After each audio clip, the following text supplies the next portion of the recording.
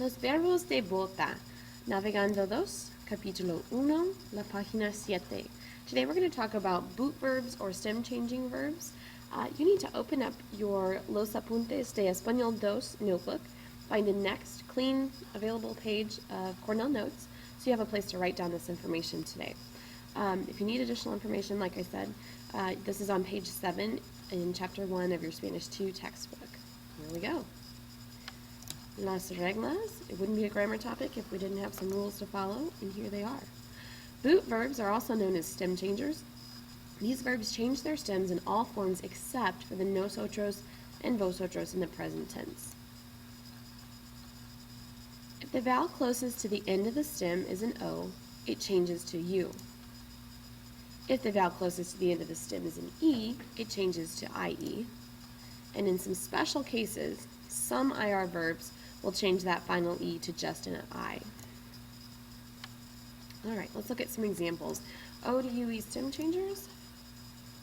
This is the verb encontrar. We talked in the present tense notes about what's a stem and what's the infinitive part of the verb. And we decided that the AR at the very end of the verb, which tells us to do something, in this case to find, that's the infinitive end and we're just going to ignore it for right now.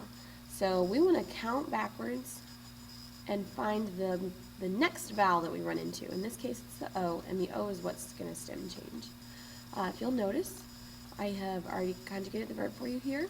It's encuentro, encuentras, encuentra, encontramos, encontráis, encuentran. I would like for you to draw out this chart and put a boot around it. We'll look at this together in class tomorrow, but see if you can put a boot around the stem changing forms of this verb. Okay, and to see it used in context, tú encuentras la información, just like any other present tense verb, you find the information. It just has that weird spelling change. Alright, and how about some more examples of O to UE stem changers? We have the verb almorzar, to eat lunch, dormir is to sleep, jugar is to play. Remember, jugar is super, super special because it's the U that changes to a UE, and this instead of an O. Poder, to be able to, recordar, to remember, and volver, to return. Okay, E to IE. This is the verb querer. Querer means to want. We're going to do the exact same thing that we did with the verb encontrar. We're going to forget about this infinitive ending here, so the ER, we don't want to worry about that. We're going to go to the next available E, which is this one, and that's the one that's going to spelling change. So here it is already written out for you. Again, once you write out the conjugations, see if you can draw the boot around them. Tú quieres el programa. You want the program. So just another example of how to use this verb. And of course, a few more examples of E to IE stem changers. Verb cerrar, to close. Pensar is to think. Recomendar, to recommend. Preferir, to prefer. Okay, E to I stem changers, we said these are a special case, and they're only with some IR verbs. So you'll never see this in ER, you'll never see it in AR. The verb pedir, to ask for, to order, to request. Again, ignore this infinitive ending, go back to the next vowel, and that's the one that stem changes. Tú pides el vínculo. You request the link. A few examples of these kinds of verbs. Repetir, to repeat. Servir, to serve. If you look in the dictionary, El Diccionario de Español 2, there's a whole list of O to UE, E to I, and E to IE stem changers. So if you need more examples, that is in your dictionary. Okay, more information about E to I stem changers.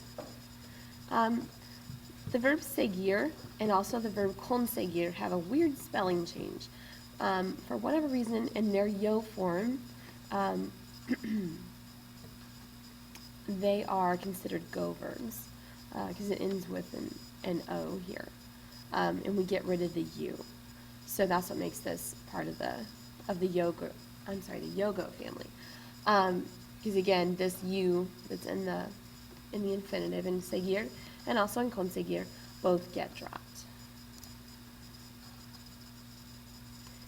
Okay. Tú consigues el correo electrónico, you get the email, or yo sigo el vínculo, I follow the link. Okay, let's give some of these a try. In a minute but not yet, you're going to want to pause the video, see if you can conjugate these verbs, and then replay the video and check your answers. So, here we go.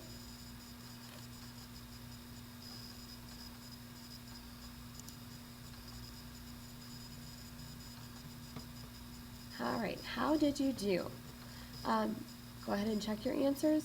If there are any that you missed, you may want to put a circle around those or highlight them, and then we can look at those tomorrow in class, and I can help you figure out, what it is that you're missing, or we can just take a look at it and you can ask me any questions you want to ask. Okay. Just another piece of information. This is the new part for stem changers that we did not learn last year in Spanish 1. These are los verbos de bota con acentos. So there are a couple of verbs. It says these boot verbs don't stem change. Rather, inside the boot, there's a written accent over the last vowel of the stem.